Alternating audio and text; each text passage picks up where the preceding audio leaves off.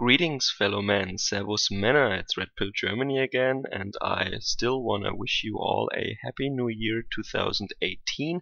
Now, I really hope that every one of you made it safely and healthy into the new year. I certainly did, because I stayed at home. Now, I really don't like celebrating outside or in bars. I like more quiet evenings with friends and family at home, with some good food and some questionable TV program. Many Germans, however, like to celebrate outside and light up a bunch of firework and kiss strangers on the street. Now, what options did these people have this year? So, as I said before, Germany, the German state, prepared very well and for a long time already for the New Year celebrations in major German cities. So they actually managed to turn the area around the Brandenburger Tor, the Brandenburg Gate in central Berlin, into a high security area like the gate at an airport or a football stadium. So everyone was searched, of course. You were not allowed to bring fireworks or any glass bottles or anything into that area.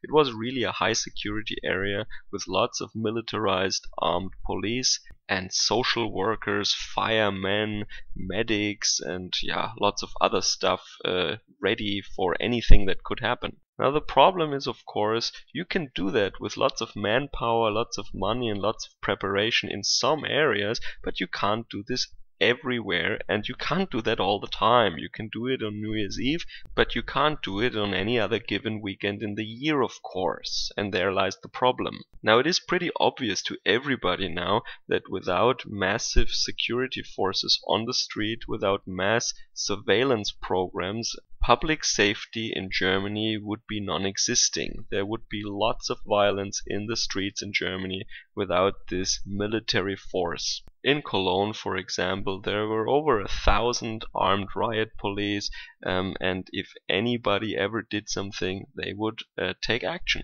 For example, there was one guy who lit a firecracker or something, and that was not allowed there. Normally in Germany, bear in mind that this is very normal. Like in my village, in my small town, for 1 whole hour there was fireworks going off everywhere on the streets. This is normal in Germany. We normally do this very responsibly and not many people get injured. And also, before 8 o'clock the next day, on January the 1st, the streets are really clean again. Nobody would want to be the guy that the neighbors talk about. They take pride in the fact that they clean up after themselves. Now, what happened when that guy lit a firecracker in that security area? Not 1, not 2, not 3, no, 4 cops came and escorted him out immediately. This is really how anxious they were that anything might start from that. So I think this is a huge overreaction, but it just tells you how nervous the state is. The German state, the German government gets frightened, and thus it gets dangerous. They are not very far away from full panic mode, where they turn against their own citizens, because they fear of losing control over the population. Now, and also, I told you, they cannot be everywhere all the time, and for example in Leipzig, in Saxony, that is a city that has a huge problem with leftist extremism and Antifa-like groups. And there the quote-unquote celebrations escalated after a left-wing demonstration there. Now, in the newspaper, nobody writes Antifa or leftists or socialists or communists, but based on the pictures that I've seen, and I know these people from back in the day, I know the dress codes, I know how they look like, it is easy to identify them as communists, as anarchists, as Antifa-like black bloc kind of people. This is very clear to me that these were politically motivated leftist rioters in Leipzig, but of course the newspapers just talks plainly about generic rioters here. They don't really say that they're left-wing. If they had been right-winged, they would have been labeled as right-winged extremists, for sure.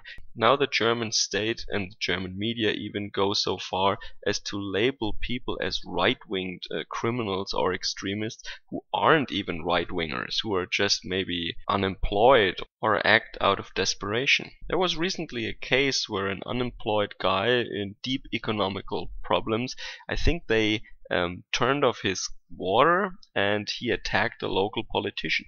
He wasn't a right-winger at all. They just terminated his water supply in his apartment, and he got so angry and desperate that he attacked a local politician. Of course, he was labeled a right-wing extremist, but he had nothing to do with right-wing thinking whatsoever. This just tells you that the state is desperate now for right-wing crime, and they want to have right-wing crime in the media to label right-wingers as violent, when the opposite is true, of course. So what can be said is that overall it has been maybe more quiet this year, but there was a lot of security forces, and even there some vibrant enrichment happened. Even in those security zones, there were several cases of vibrant exotic enrichment. So not even with thousands of armed police and inspections, they were able to ensure that our laws are being upheld. For one night even. And also, lots of rescue forces, firefighters and policemen have been attacked this New Year's Eve. And of course they have not been attacked by blonde white men in business suits. And it is also very interesting that Heiko Maas, our still acting Secretary of Justice, declared that he is appalled of these attacks on rescue or security forces. Of course, he doesn't tell the public that the people who attack these security forces are members of his little private army, of his little paramilitary force that he built up, that he subsidizes with money, and that he can use to terrorize his political opponents.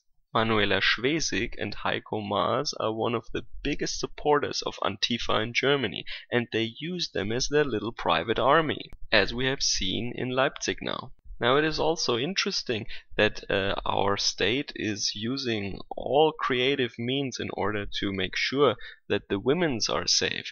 For example, inspired by Arabian Nights maybe, they set up these tents that might have been inspired by some Eastern nomadic cultures. These are security tents only for women, where they can feel safe in their little safe space. Now, if it is inconvenient at the moment to reach such a security tent, our friends from the East have developed magnificent technologies and cultural techniques to solve this predicament.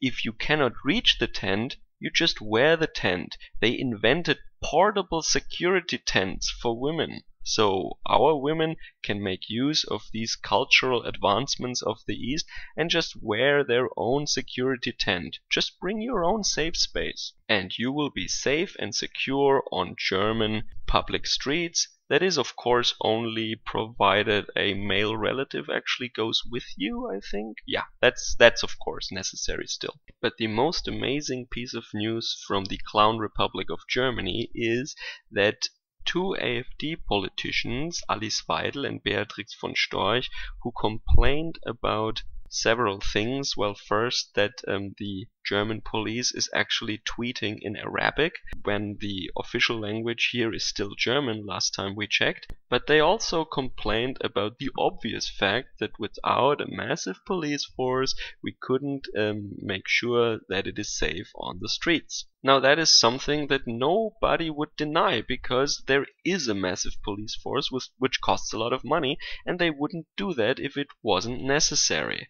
So they lamented this fact in a tweet or something, and that tweet was deleted, and the state will prosecute them now for hate speech. Hate speech in Germany can actually result in a prison sentence. So in 2018 in Germany you can actually end up in prison for just stating plain facts. And this is of course an attempt of the state to intimidate German citizens.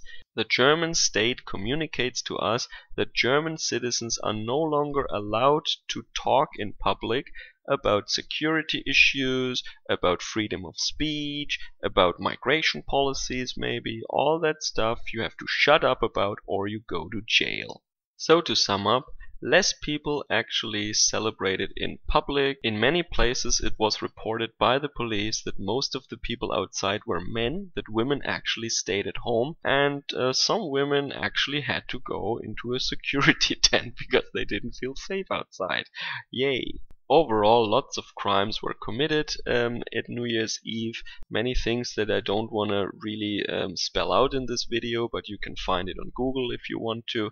And also there were left-wing riots, which are never really labeled as left-wing riots, of course.